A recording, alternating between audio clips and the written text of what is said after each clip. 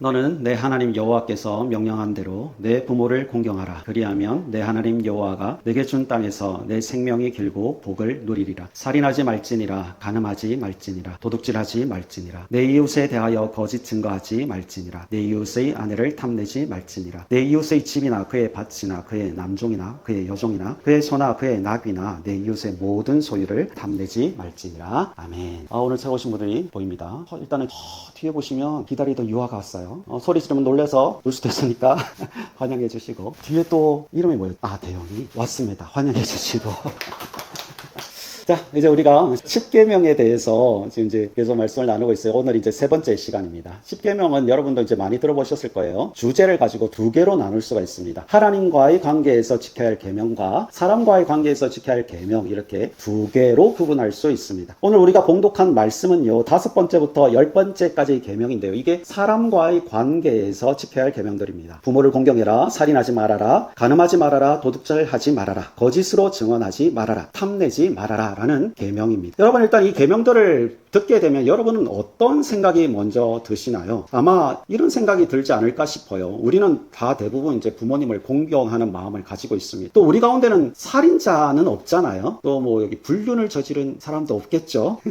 또 뭐 법정에 나가서 거짓 증언을 한 사람도 없을 테고, 또 사람 사이에 지켜야 할 계명들은 어느 정도 잘 지키고 있지 않습니까? 사실 뭐 우리가 심각한 범죄를 저지른 게 아니기 때문에. 그런데 이런 입장에서 사람 사이에 지켜야 할 계명들을 바라보게 되면 이런 생각까지 하게 될 수 있습니다. 이거 뭐 별 의미가 없지 않나, 그런 생각을 하게 된다는 겁니다. 물론 이제 여러분의 지적 수준과 여러분의 신앙적 수준을 생각할 그 정도는 아니라고 생각해요. 우리는 이 계명들에 담긴 그 본래적인 의미를 생각해야 합니다. 그래서 우리가 이런 질문을 좀 바꿔봐야 돼요. 우리가 진실로 이 계명들을 다 지킬 수 있는가라는 질문으로 바꿔봐야 한다는 겁니다.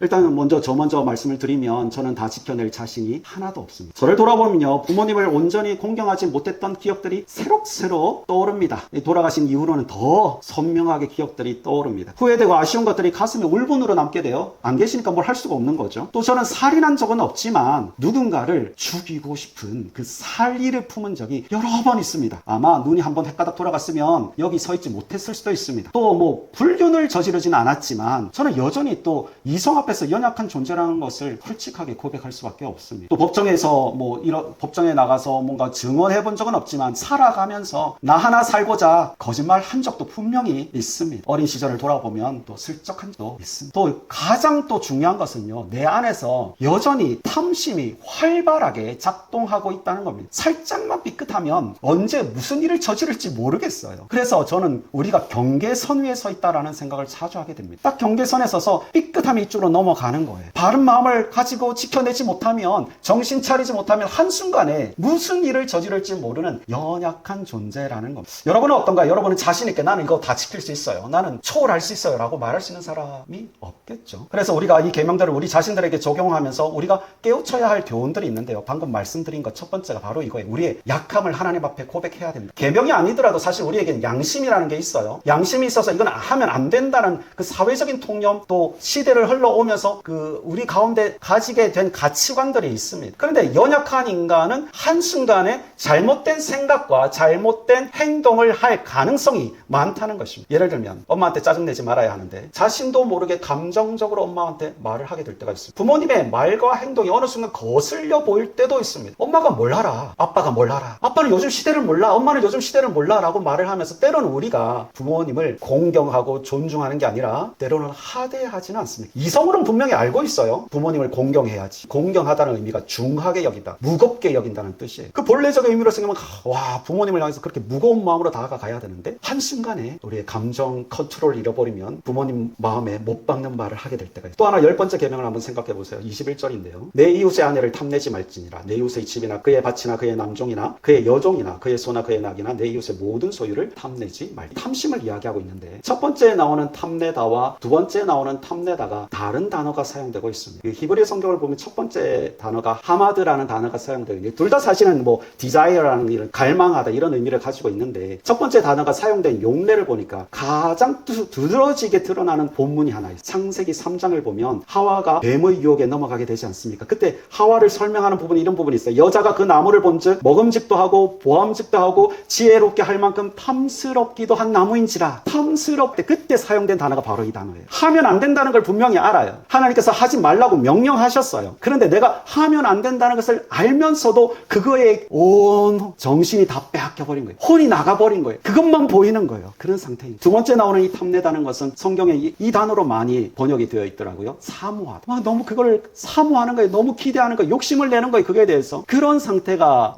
이 탐내다라고 이렇게 번역이 되어 있었습니다. 자, 이런 의미를 기반으로 우리의 삶을 한번 반추해 봅시다. 우리의 시선이 어디를 향하고 있는가? 우리의 갈망이, 우리의 탐욕이, 우리의 소원이, 우리의 사모함이 무엇을 향해 가고 있습니까? 이성을 향하고, 돈을 향하고, 물질을 향하고, 소유를 향해서 끊임없이 우리의 탐심이 발동하고 있지는 않습니까? 세상 물질이 필요 없다는 말이 절대 아닙니다. 내 삶에 주어진 것으로 감사함으로 살아가기보다는 우리는 대체로 다른 사람의 손에 쥐어진 그 무언가를 탐욕적인 눈으로 탐욕스럽게 기대하고 소망하고 사모하고 묵상하고 있지 않냐 하는 것이 우리는 하나님 앞에서 그래서 이렇게 고백해야 되는 하나님, 나는 어쩔 수 없는 죄인입니다. 나는 연약한 존재입니다. 나 이 모든 것들 앞에서 나는 그 유혹들을 이겨낼 만한 자신이 없습니다. 라고 고백해야 된다는 거예요. 알코올 지옥이라는 프로그램을 본 적이 있고 넷플릭스에 떠있길래 그 오은영 박사님도 나오고 그래서 도대체 뭘까? 좀 알코올 중독된 사람들의 모습들이 내가 좀 배울 수 있겠다 싶어가지고 이제 틀어서 하나씩 보기 시작했어요. 알코올 중독된 사람들이 자기가 이제 치유되기를 원해서 그 프로그램에 신청했습니다. 그리고 이제 그 사람들이 인터뷰에서 몇 사람을 추린 거예요. 그리고 이제 그 사람들을 추린 몇 사람들을 첫째 날 저녁에 그 치료하는 장소에 이제 다 모이게 했어요. 거기에 큰 테이블이 준비되어 있었거든요. 그 테이블에 너무 맛있는 음식들이 가득 올려져 있었습니다. 한 사람 한 사람 오더니 이제 테이블도 보고 주변도 살펴보고 하는데 한쪽 구석에 냉장고에 아주 시원하게 초록빛 영롱한 이슬이 있고 또 맥주도 다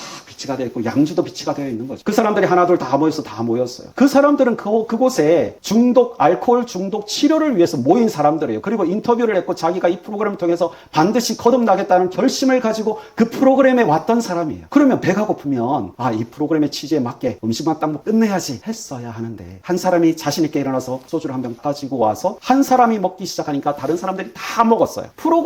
치유 프로그램에 왔는데 아무 소용이 없는 거예요. 그들은 그거를 이겨낼 수가 없는 거예요. 그리고 이제 한 사람씩 이제 정신이 넘어가기 시작하는 거죠. 막 걷는 게 달라지고 의자에서 쓰러지고 자기는 안 취했다면서 막 그래서 프로그램 제작하는 사람들이 취한 사람들을 데리고 나가요. 그 취한 사람들을 데리고 나갈 때 이 테이블에 앉아서 여전히 술을 먹고 있던 사람들의 시선을 말해주고 싶어요. 이렇게 쳐다보면서 저 한심한 사람. 인터뷰할 때도 그래요. 나는 통제할 수 있어요. 나는 절제할 수 있어요. 나는 이걸 다스릴 수 있어요. 하지만 그냥 취할 뿐이에요 라고 말해요. 근데 결론은 뭐였을까요? 그게 참여한 사람들 전체가 다 필름이 다 끊겨버렸어요. 나가서 다음날 할 미션을 말해주거든요. 뭐 그런 대로 대답을 해요. 내일 뭘 하세요 했을래. 그거 뭐 쉬운 거리 갈 수 있어요. 다음날 기억하는 사람이 아무도 없는. 사람이 내가 내 인생의 주인이라고 생각하기 쉬워요. 내가 모든 것을 컨트롤할 수 있고 내가 모든 것을 할 수 있다고 생각하기 쉬워요. 세상은 그렇게 살아라고 요구합니다. 근데 살아보면 모든 게 내 마음대로 되지는 않아요. 내 뜻대로 되면 얼마나 좋고 편하겠습니까? 내가 원하던 시기에 그 시기에 딱 이루어진다면 더 이상 행복할 게 없을 거예요. 근데 살아보면 그게 아니라는 걸 알게 되는 인생의 주인은 내가 아닌 거고 내가 컨트롤할 수 있고 내가 통제할 수 있고 내가 다스릴 수 있다라고 생각하지만 그게 아니에요. 우리는 한없이 연약한 술 앞에서 그 사람들이 연약했듯이 사실 우리에게는 그 모든 것이 한 단어 죄라는 단어로 통칭할 수 있어요. 우리가 그 앞에서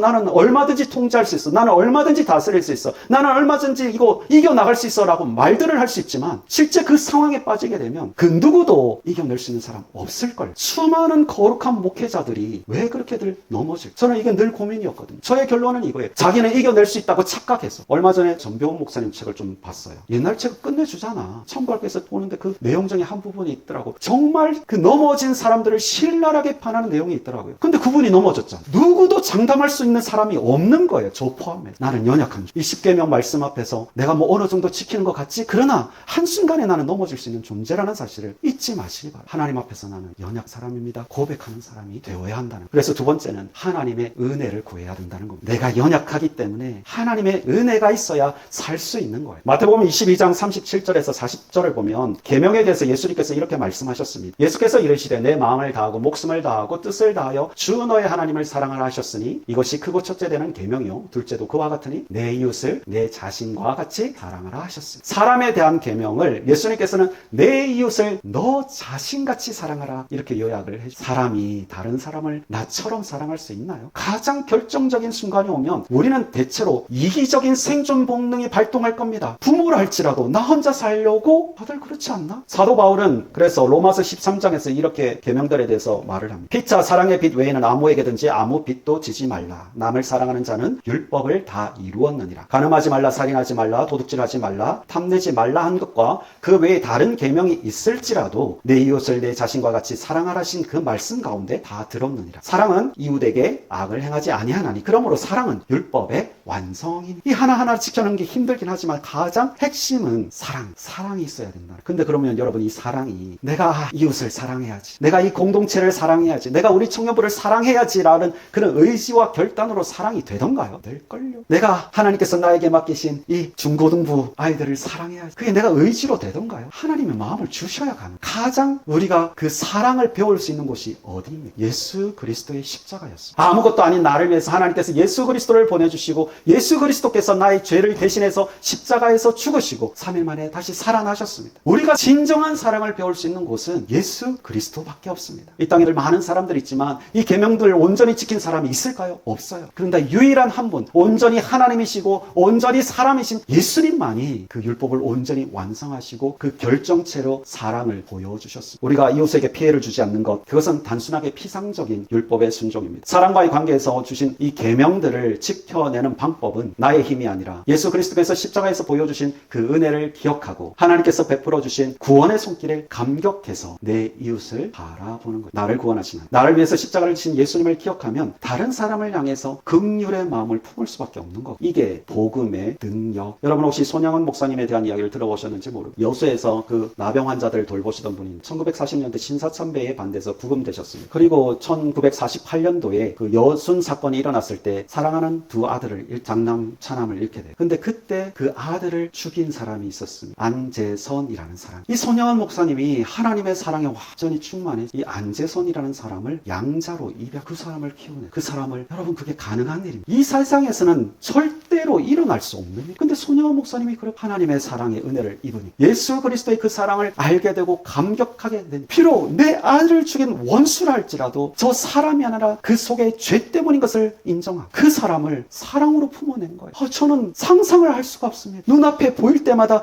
이 놈이 내 아들을 죽인 놈인데라는 생각이 들지 않을? 근데 그 아들을 훌륭하게 키우는 하나님의 사랑은 역사하는 힘이, 우리가 예수님의 사랑에 온전히 젖어 그리스도의 십자가로 살아가되 그 율법의 완성을 이루게 되고 하나님의 은혜로 살아가게 되는 것입니다. 이제 좀 우리가 이 찬양을 부를 건데, 주님의 시선이라는 길. 저는 이 찬양 가사 중에 말씀하시고 회복케 하시네, 주의 사랑이 다시 살게 하시네, 이 가사가 참 너무 좋아요. 제가 사실 최근 들어서 하나님 앞에 이런 독백을 할 때가 있었거든요. 하나님 어디 계십니까? 왜 하나님 내 기도에 응답하지 않으십니까? 하나님 왜 말씀하지 않으십니까? 왜 선명하게 인도해 주지 않으십니까? 라는 이런 질문들을 좀 많이 내놓고 있었어요. 그러다가 저의 오랜 지난 과거들을 뒤돌아보는데 정말 제 인생에서 가장 절망적인 순간이 있었거든요. 근데 그때 하나님께서는 지금 돌아서서 생각해보면 그때도 말씀하고 계셨다는 것을 깨닫게 됩니다. 여러분 이 십계명이 때로는 좀 멀리 있는 말처럼 느껴질 수도 있어요. 나랑 관련 없는 말처럼 들려질 수도 있어요. 그러나 여러분 그 말씀 가운데 계시는 하나님을 인식하시기 바랍니다.